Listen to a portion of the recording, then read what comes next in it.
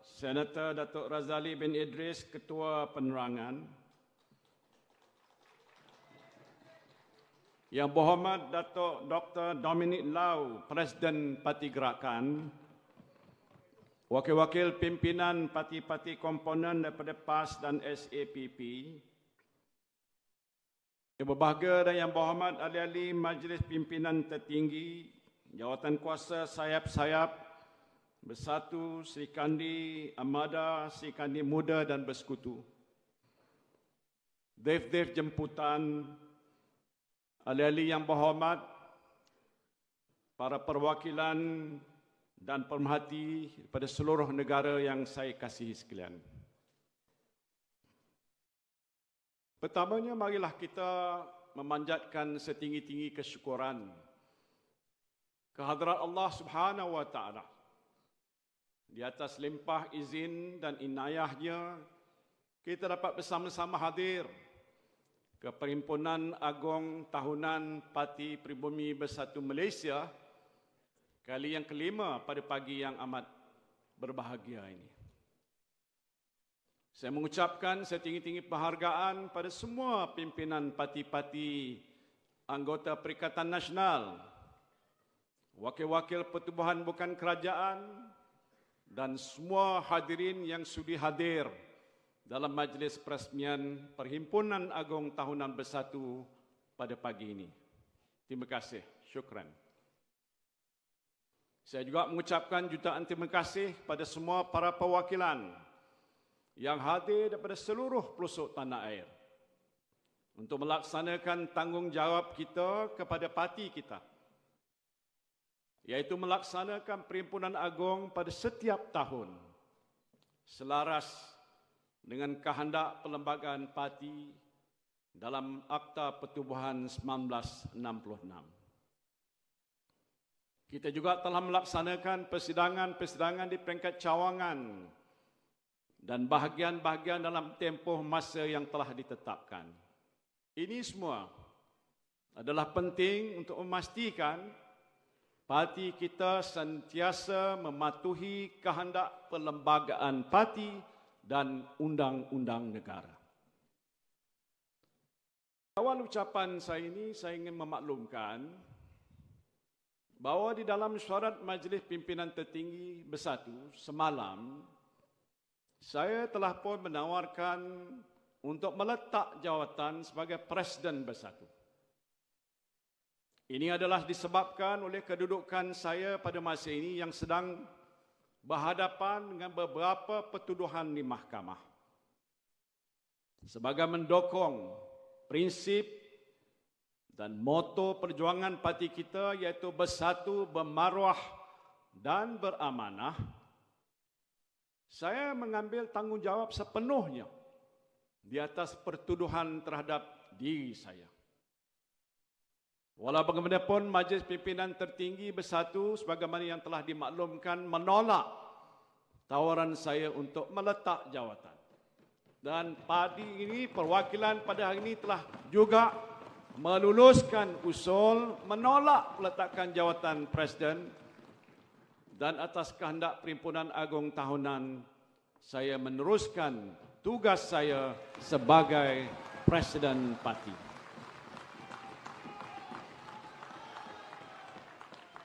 Saya amat terharu dengan sokongan yang agak luar biasa. Saya kira agak 3 kali bangun. Bentang bangun, disokong bangun, akhirnya juga semua bangun. Dan saya ingin menyatakan rasa terharu dan juga bangga di atas sikap dan semangat setia kawan dan kesetiaan yang saudara-saudara tunjukkan pada pagi ini. Terima kasih saya ucapkan, dan saya akan teruskan tugas saya untuk memimpin Parti Pribumi Bersatu Malaysia dan juga Parti Perikatan Nasional, insya-Allah. Saya berdiri di sini pada hari ini untuk meresmikan Perhimpunan Agong Tahunan Bersatu. 2 hari yang lalu saya telah diheret ke mahkamah untuk menghadapi 6 pertuduhan menggunakan kedudukan saya sebagai Perdana Menteri untuk menerima sumbangan dana politik untuk bersatu. Esok pula saya akan menghadapi satu lagi pertuduhan yang sama di Mahkamah Session Shah Alam. Kesemuanya 7 pertuduhan di atas saya ini sebagai Presiden Bersatu, bukan sebagai pribadi saya sebagai Muhyiddin Yassin. Jika didapati bersalah, na'udzubillah min zalik, saya akan dihukum penjara tidak melebihi 20 tahun dan denda tidak kurang 5 kali nilai sumbangan yang diterima oleh Bersatu. Mungkin tak mampu saya bayar. Kalau tak boleh bayar, apalah akibatnya? Dan ini adalah pertama kali dalam sejarah negara seorang presiden parti politik didakwa di mahkamah kerana partinya menerima sumbangan dana politik. Tak pernah berlaku. Saya saudara tahu telah berada dalam politik negara ini selama lebih 50 tahun. Tak muda dah pun. Tapi masih handsome lagi.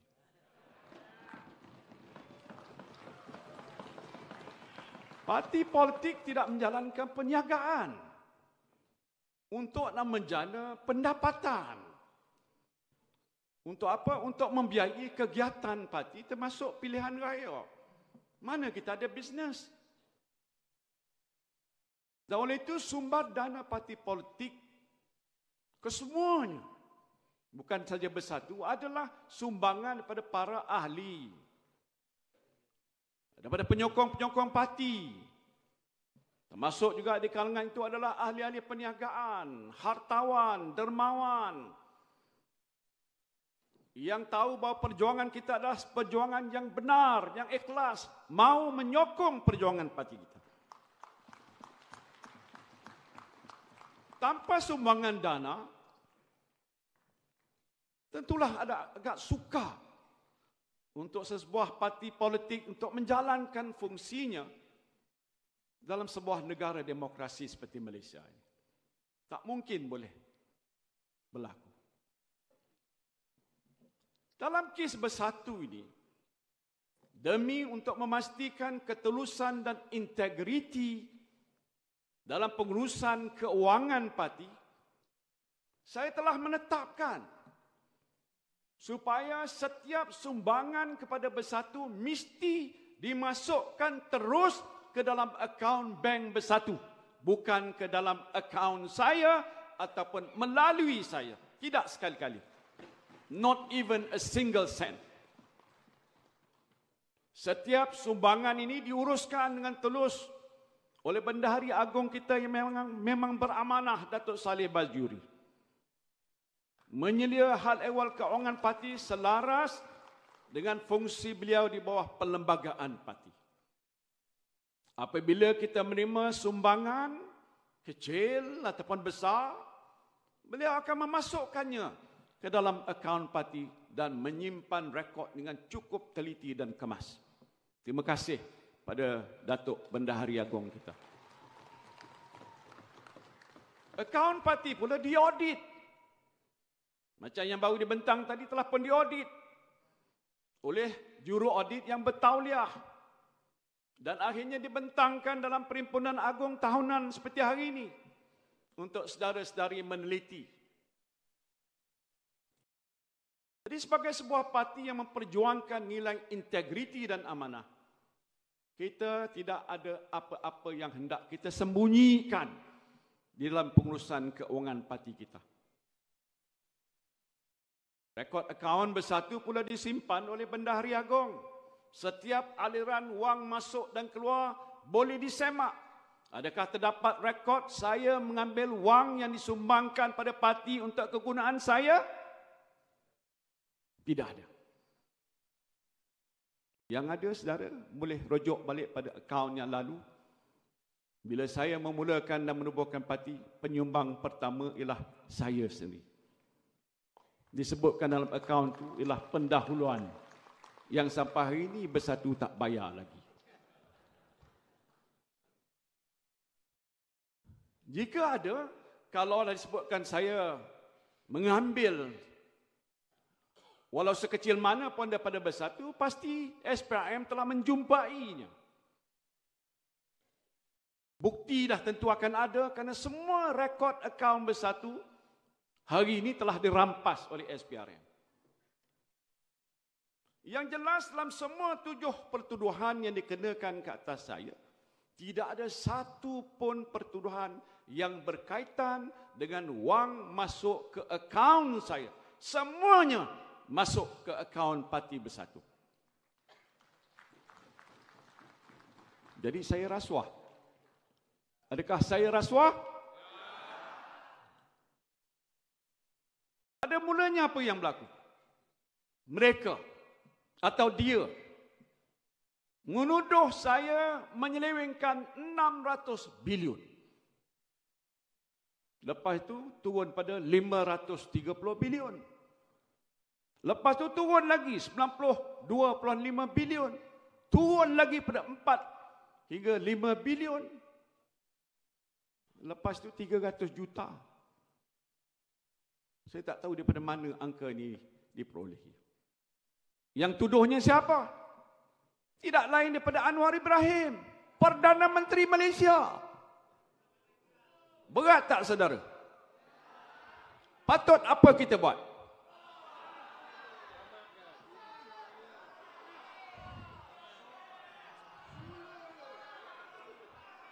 Tetapi apabila dituduh di mahkamah, saya dituduh di mahkamah, tidak ada satu pun pertuduhan yang mengatakan saya mengambil wang rasuah. Ini berulang saya cakap supaya perwakilan faham. Turun ke dataran, ke bawah untuk mencerita lapangan, untuk menjelaskan situasi sebenar supaya rakyat, para wakilan dan ahli-ahli Bersatu. Saya tidak mengambil rasuah walau satu sen pun. Faham? Faham? Tetapi, oleh kerana kedudukan saya sebagai Presiden Bersatu dan pengurusi Perikatan Nasional dilihat sebagai pencabar utama kepada Anwar Ibrahim dan Zahid Hamidi. Yang kedua-duanya kita tahu telah pun menubuhkan kerajaan campuran. Luar tabi'i memang ada dalam teks saya. Pakatan Harapan dan Barisan Nasional.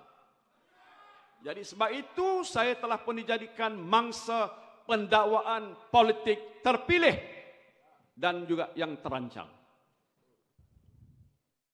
Saya nak cabar pada SPRM supaya siasat Anwar Ibrahim dan Zahid Hamidi.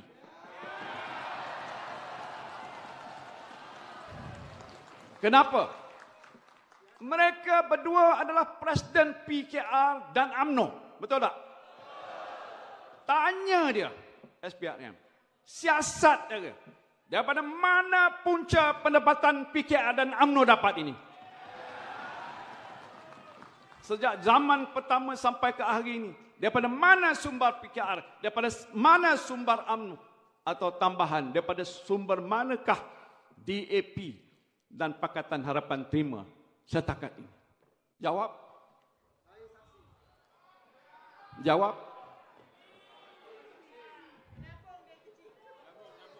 Adakah tidak mereka juga menerima dana politik daripada ahli perniagaan?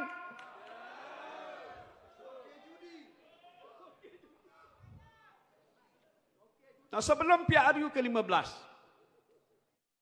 UMNO adalah parti utama dalam kerajaan persekutuan. Perdana Menteri pun daripada UMNO. Dan parti UMNO ini juga mengetahui kerajaan negeri Perlis, Perak, Pahang, Melaka, Johor. Nak tanya, ada tak UMNO ataupun adakah UMNO tidak menerima sumbangan dana politik daripada ahli-ahli perniagaan? Jawab.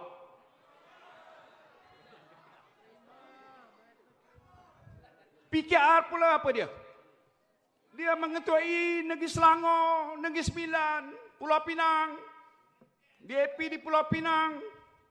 Tanya mereka, adakah PKR dan DAP tidak menerima sumbangan dana politik daripada mana-mana ahli perniagaan? Dah. Lepas tu banyak juga laporan-laporan yang telah dibuat oleh ahli-ahli parti kita sendiri. Minta supaya SPRM menyiasat sumber dana parti-parti lain. Dah buat tak belum? Tak, yang kita suruh SPRM siasat parti lain tu dah buat ke belum? Tak buat lagi. Yang disiasat hanyalah Bersatu. Dan yang didakwa hanyalah saya sebagai Presiden Bersatu. Parti lain, Presiden parti lain dikecualikan daripada siasatan dan pendakwaan. Bukankah ini suatu bentuk pendakwaan politik yang dikatakan terpilih?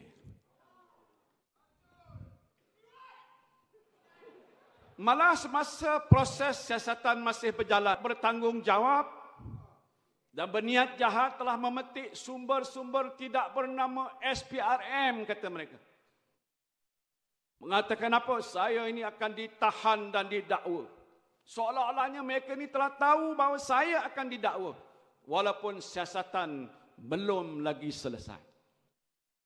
Mungkin bagi mereka, by hook or by crook, I must be charged. Dah terancang awal dah. Set the mind. Nobody else, we have to charge Muhyiddin Yassin. Irrespective whether there are any valid cases or not, I will have to do that. Ini yang berlaku. Jadi apa maknanya ni? Adakah siasatan ke atas saya dilakukan secara bebas jika keputusan untuk mendakwa telah dibuat oleh pihak tertentu sebelum siasatan dilengkapkan? Apa makna ni? Saya bukan nak melepaskan geram,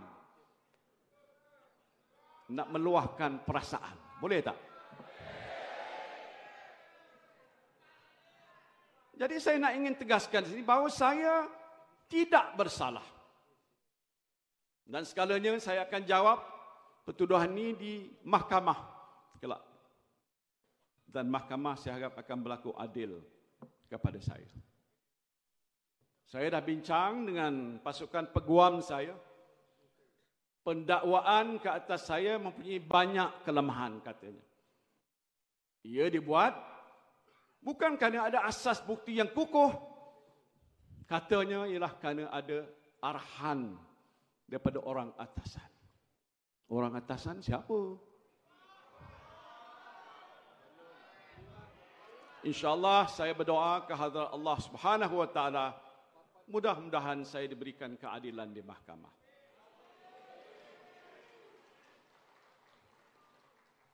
Tetapi saudara, pemangsaan politik atas Bersatu ini telah pun berlaku. Tadi disebutkan, akaun bank Bersatu telah pun dibekukan. Dan terkini saya diberitahu bahawa akan disita dan dirampas tidak berapa lama lagi. Macam mana perasaan saudara? Ini bukan akaun saya. Akaun saya tidak dibekukan. Mudah-mudahan tidak akan dibekukan. Akaun Bersatu yang dibekukan. Dan ini bermakna bahawa parti kita sekarang ini tidak mempunyai wang. Tak ada duit. Nak membayar gaji pekerja di ibu pejabat, sewa pejabat, bil utility, pembahagian yang kita buat tiap-tiap bulan pada semua bahagian-bahagian di seluruh negara. Jadi kita tidak ada mempunyai dana untuk membiayai aktiviti parti dan juga kempen pilihan gaya di 6 buah negeri tidak berapa lama lagi. Ini sebab dia ambil tindakan kalau boleh sekarang. Dibunuhnya kita.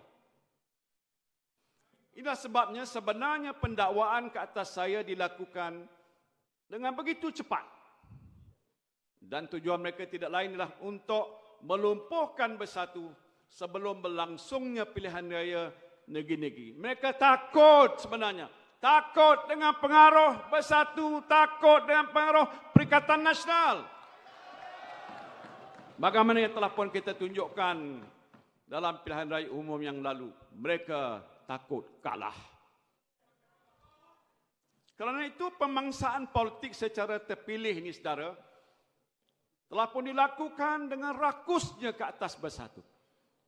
Selain akaun parti dibekukan dan pemimpin parti ditahan riman dan didakwa, vendor dan pembekal bahan-bahan perkhidmatan bersatu juga disiasat. Sampai ke gitu sekali. Yang kita buat t-shirt, cap, gambar abah itu semua bukan itu kita pesan pada pihak syarikat. Mereka juga disiasat sampai ke bawah. Apa tujuan mereka disiasat? Sebagai pembekal dan vendor, mereka tidak ada kena-mengena dengan sumbangan dana politik pada bersatu. Mereka membekalkan perkhidmatan ataupun barangan yang kita perlukan. Dan kita pula membayar mereka ini atas perkhidmatan barangan yang dibekalkan. Nothing wrong. Mereka juga disiasat. Jadi saya tak nampak apa tujuan lain selain untuk menakut-nakutkan pihak ketiga yang berurusan dengan bersatu ini. Walaupun semua urusan perolehan dilaksanakan mengikut proses dan tata cara keuangan parti yang sah, mereka tidak peduli. Tujuan jahat mereka ialah supaya selepas ini tidak akan ada lagi pihak yang ingin berurusan dengan bersatu kerana takut disiasat. Dan tidak akan ada lagi pihak yang ingin memberikan sumbangan pada bersatu kerana takut menjadi mangsa pendakwaan terpilih politik ini. Apa jadi? Lumpuhlah bersatu. Kalau lumpuh bersatu, lumpuhlah juga Perikatan Nasional. Dan inilah tujuan sebenar mereka. Selain itu, mereka juga cuba memberikan gambaran buruk terhadap bersatu dan Perikatan Nasional. Awal-awal lagi, Anwar Ibrahim telah pun menuduh bahawa kita menerima dana politik hasil daripada wang judi, katanya. Kononnya untuk menunjukkan pada rakyat bahawa parti kita ini menerima dana daripada hasil yang haram. Haram di sisi agama, haram di sisi undang-undang negara. Haram jadah. Itu tak ada dalam teks saya. Jadi apabila mereka ini membuat pertuduhan yang tidak berasas pada saya, tidak ada pula disebut dana yang terima daripada tauki judi. Sebahagian besar dana yang diterima oleh bersatu antara lain daripada sumbangan ikhlas yang tidak memerlukan balasan daripada Tan Sri Syed Mokhtar Al-Bukhari. Kena tepuk kuat-kuat ni, terutama orang Kedah.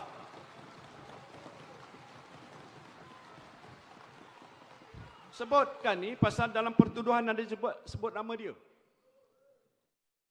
Siapa tahu saya dan saya sudah lama berakan baik dengan beliau. Hampir lebih 40 tahun kalau tak silap saya. Isteri saya di kat sini. Kita tahu siapa dia. Dia seorang hartawan dan dermawan. Orang Melayu yang banyak menyumbang untuk tujuan amal dan kebajikan. Yayasan Al-Bukhari antara yayasan yang terbesar.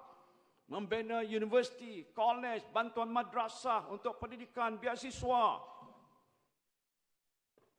Saya tak fikir sumbangan yang beliau berikan pada bersatu adalah hasil wang judi. Ataupun niat sesuatu untuk dapat balasan sesuatu. Saya tak fikir begitu.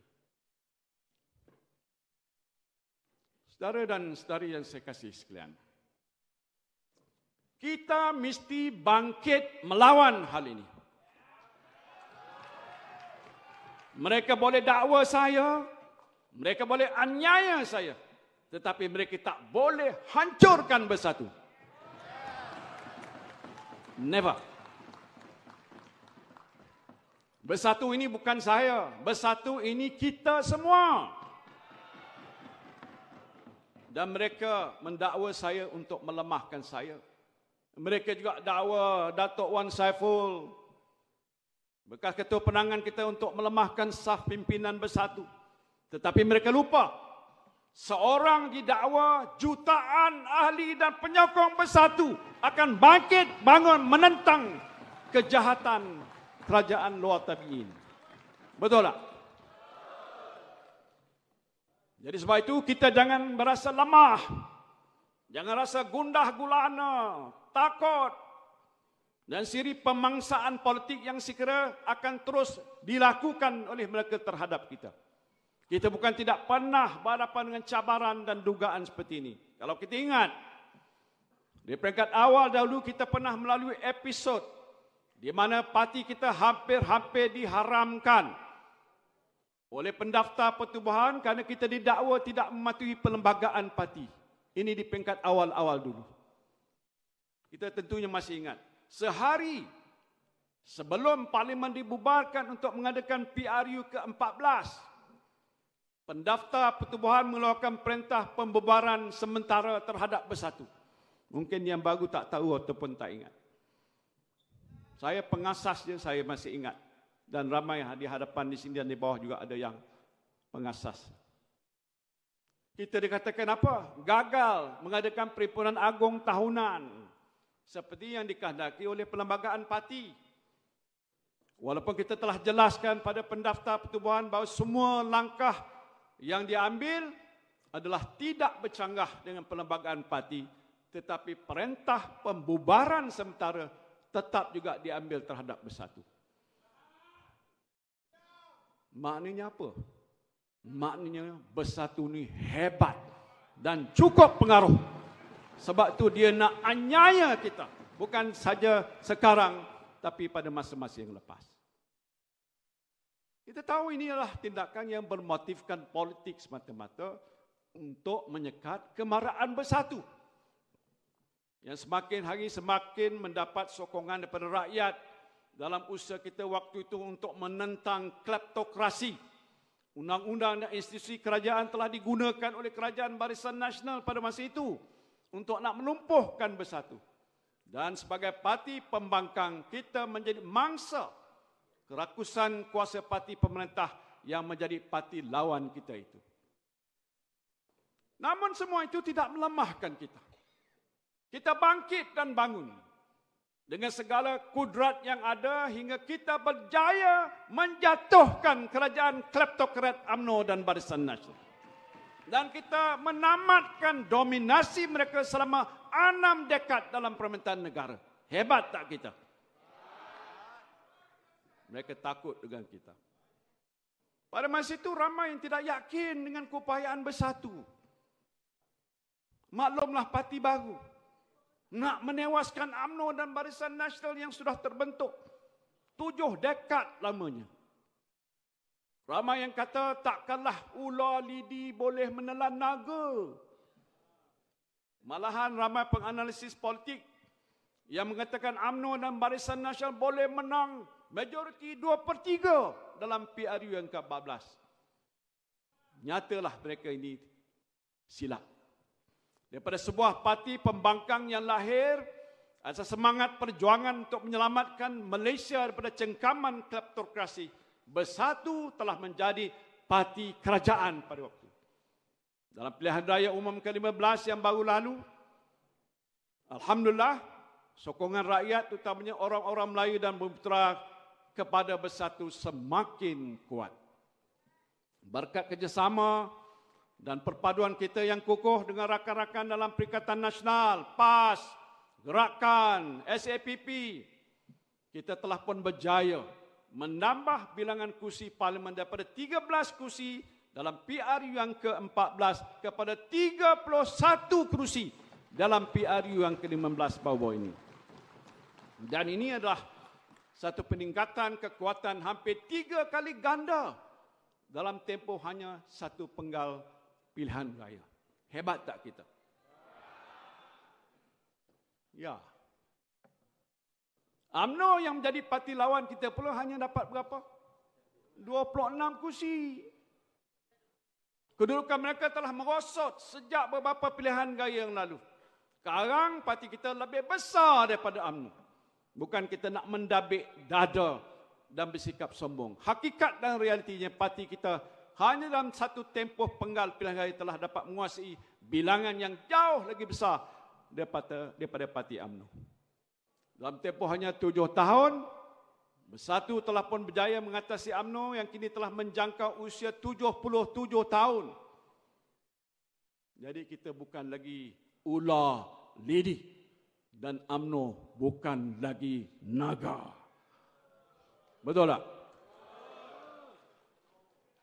Semua ini saudara berlaku ialah kerana terdapat perubahan sikap dan minda rakyat terhadap parti-parti politik. Mereka tidak lagi hari ini berfikiran statik ataupun jumud. Dalam nak menyokong sesebuah parti politik, mereka menilai parti politik berasaskan nilai dan budaya yang dipegang oleh parti, para pemimpin parti, ahli-ahli parti, kesemuanya ini dijadikan asas penilaian oleh pihak rakyat jelata. Rakyat hari ini semakin menghargai nilai-nilai integriti.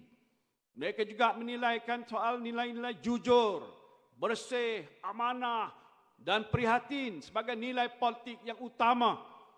Mereka akan menyokong parti yang mengamalkan nilai-nilai sebegini. Dan nilai-nilai ini ada pada Bersatu dan Perikatan Nasional.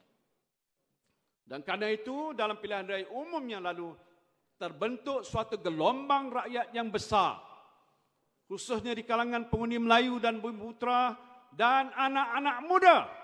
Anak-anak muda hebat menyokong Perikatan Nasional pada yang PRU yang lepas.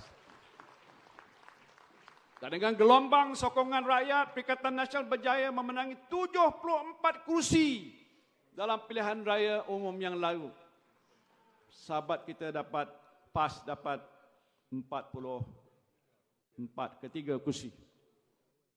Dan kita juga berjaya membentuk kerajaan di negeri Perlis, Kedah, Kelantan, Terengganu, tambah satu lagi Perlis, semuanya di bawah kita, dipimpin oleh pemimpin PAS. Jadi kita telah memenangi 14 daripada 15 kursi yang ada di DUN negeri Perlis. Kita juga saudara hampir-hampir berjaya membentuk kerajaan negeri Perak dan Pahang. Entah macam mana sedikit perubahan berlaku, kita tak menjadi kerajaan di situ.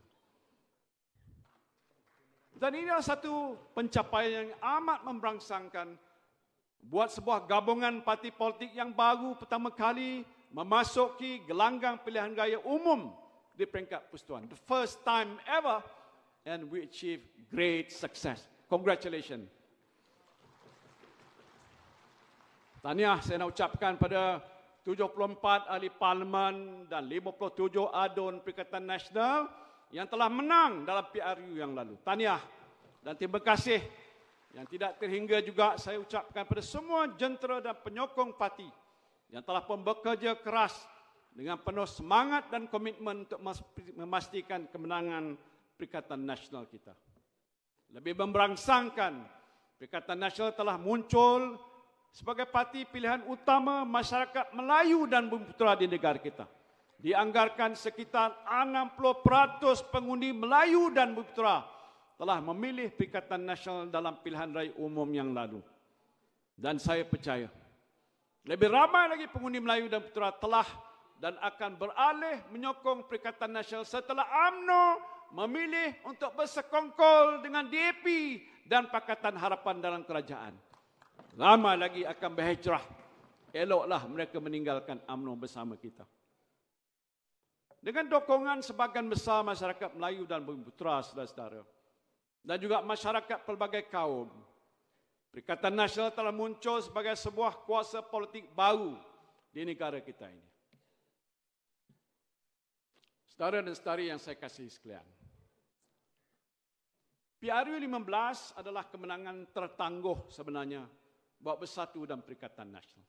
Kenapa tertangguh? Kita telah berjaya di peringkat awal mendapat sokongan 115 ahli parlimen, Dewan Rakyat. Kita tahu kenapa, bukan?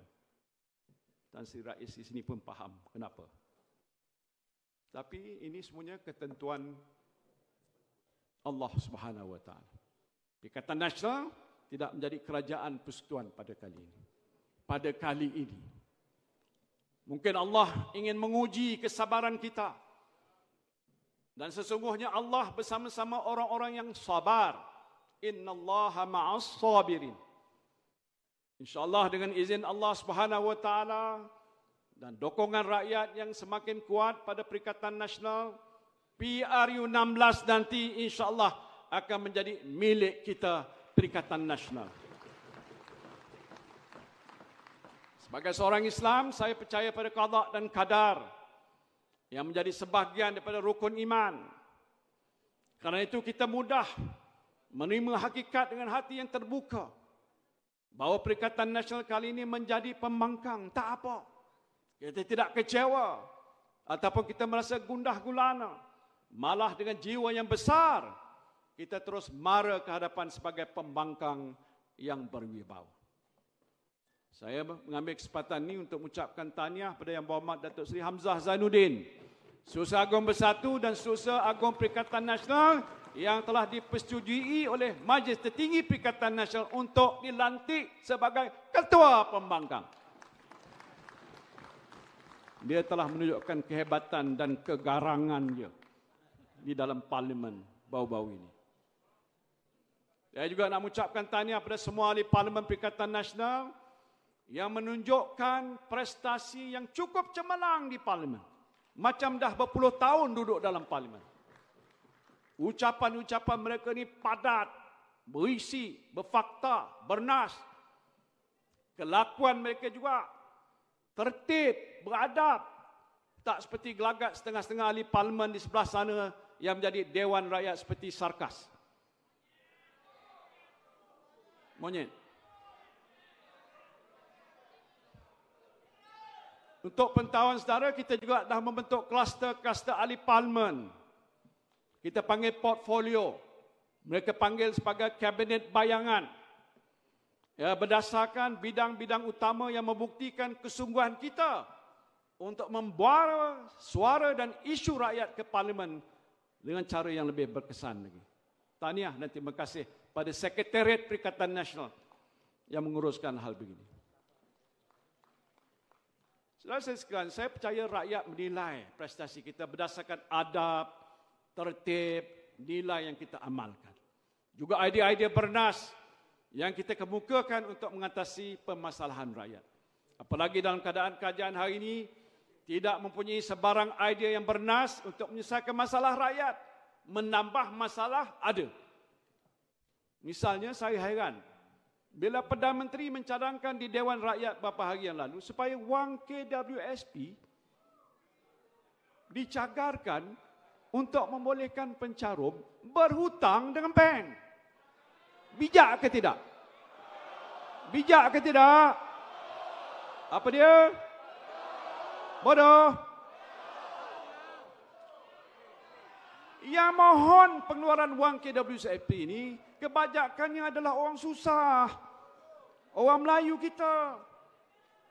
Ini apa maknanya? Adakah kerajaan nak menggalakkan orang-orang Melayu, orang yang susah ni berhutang lagi?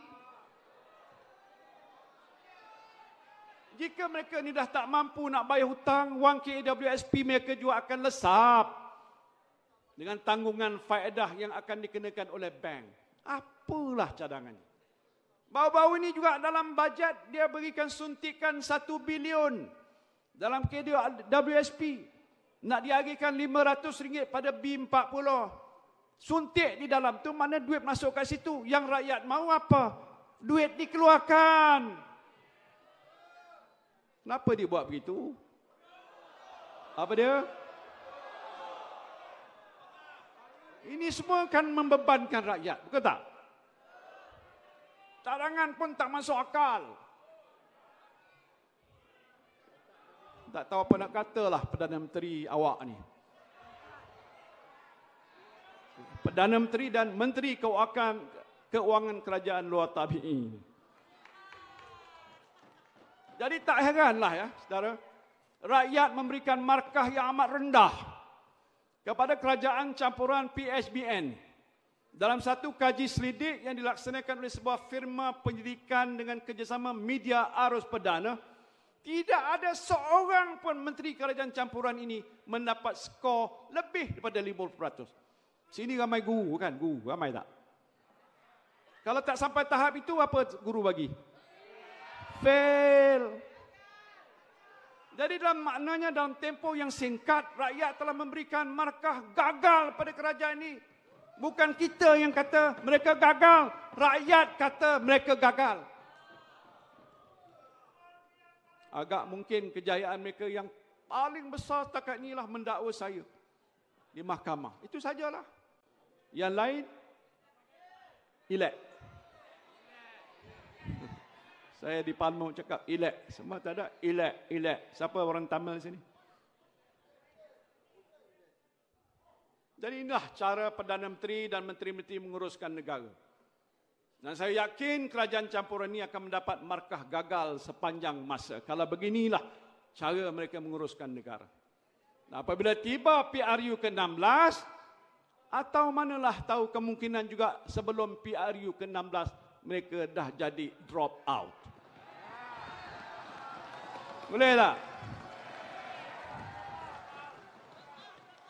Ya, ini sistem demokrasi, kita hormat. Tapi manalah tahu segala-galanya ditentukan oleh Allah Subhanahu Wa Taala. Walaupun sekarang ini mereka ada majoriti 2/3 di parlimen. Tetapi mereka sebenarnya tidaklah sekuat mana pun. Parti-parti yang membentuk kerajaan, yang mereka kata kerajaan apa ni? Dia kata kerajaan perpaduan. Dia kata kerajaan hoi, hoi ya hoi. Hoi, hoi ya hoi. Hoi, hoi ya hoi.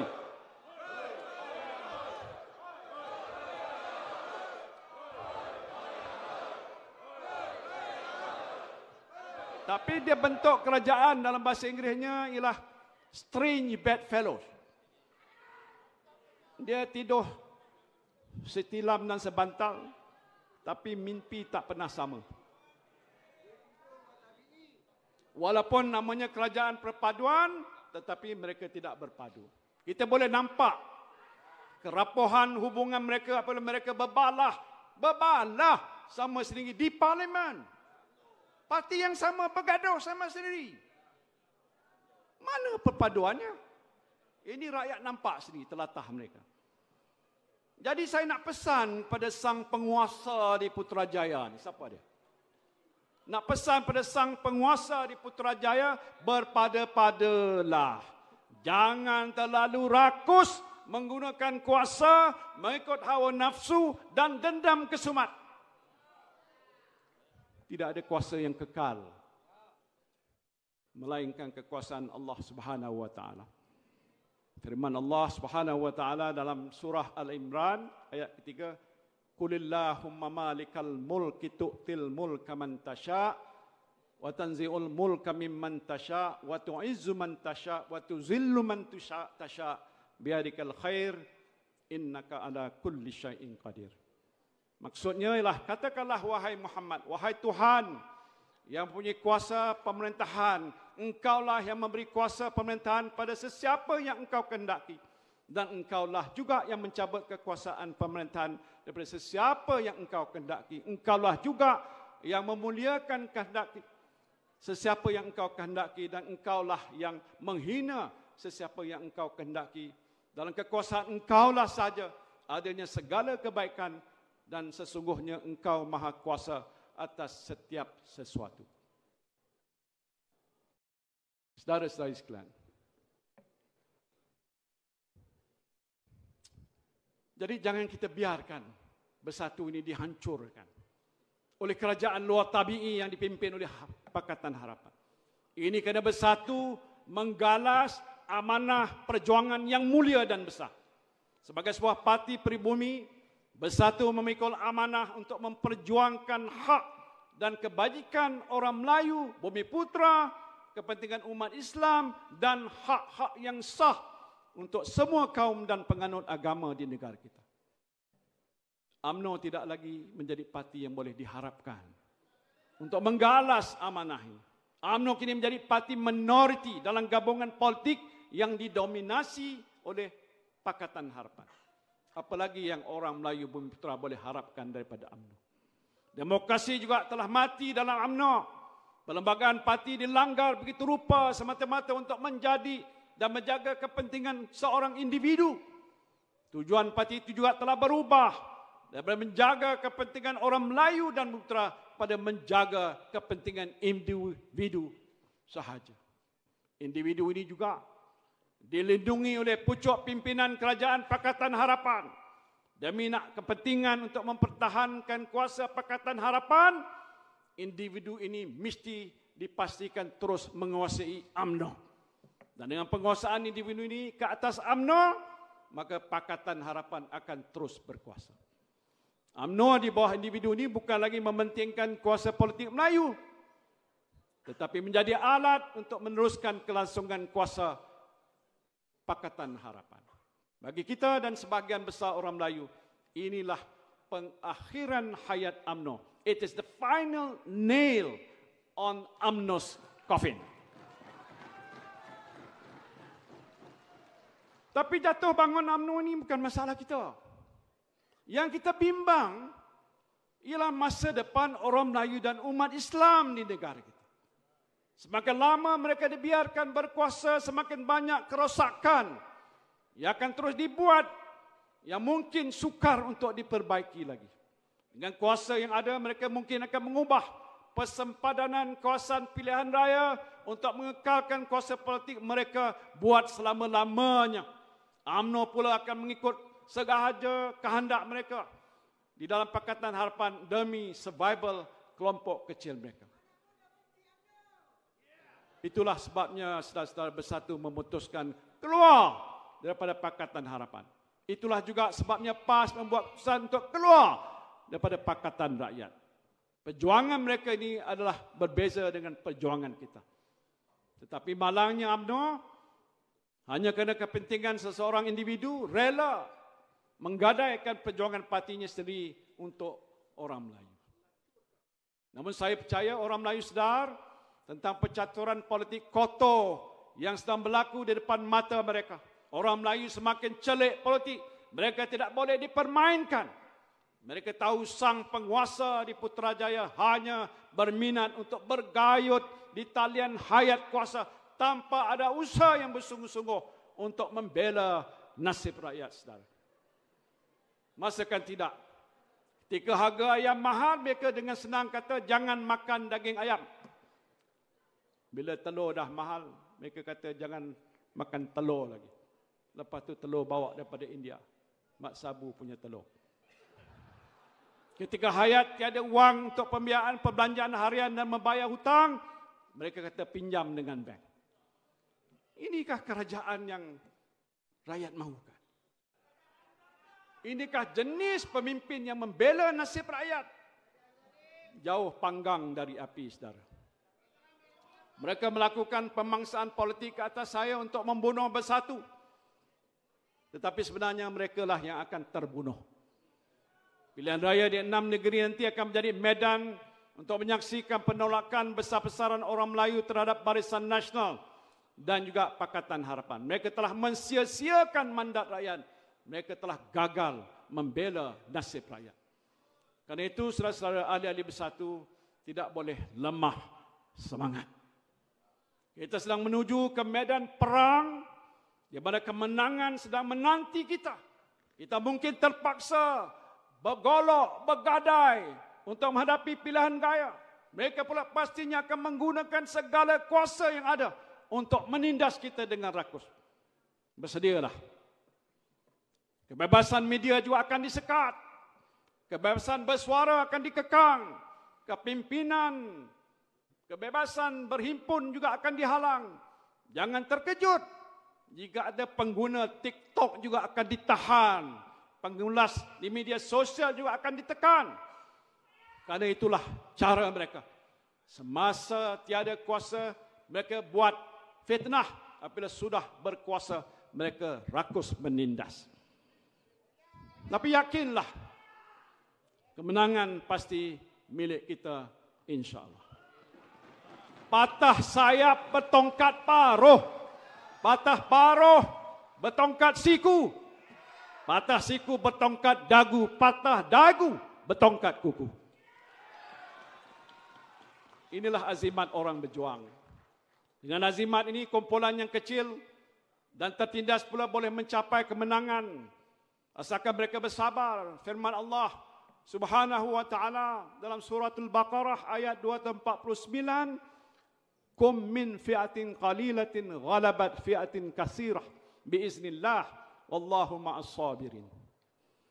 Yang bermaksud berapa banyak orang yang pernah terjadi, golongan yang sedikit berjaya menewaskan golongan yang banyak dengan izin Allah. Dan Allah sentiasa bersama-sama dengan orang yang sabar. Sampai penghujung sekarang. Saudara dan saudari yang saya kasih sekalian, jalan kita di dalam wadah bersatu ini penuh ranjau dan duri. Banyak liku dan lurah yang sudah dan akan terus kita lalui. Kadang-kala langkah kita ini tertusuk dengan duri. Dan kadang-kala kita jatuh, kita bangun, jatuh dan kita bangun lagi. Inilah adat orang berjuang.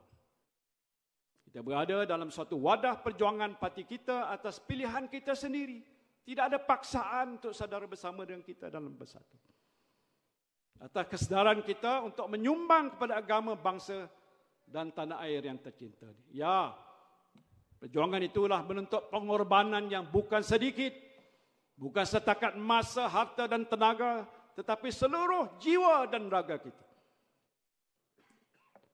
Dan apabila kita memilih untuk berada dalam landasan perjuangan ini, kita mesti bersedia untuk membayar harga yang mahal bagi sesebuah perjuangan. Saya diheret ke mahkamah bukan kerana saya mengambil wang, rasuah untuk diri saya, tetapi kerana parti menerima sumbangan dana politik. Saya tidak melakukan apa-apa kesalahan. Dan saya berdoa pada Allah Subhanahu wa taala semoga keadilan akan berpihak pada saya dan wadah bersatu ini akan sentiasa dipelihara olehnya. Terima kasih. Wabillahi taufiq wal hidayah. Wassalamualaikum warahmatullahi wabarakatuh.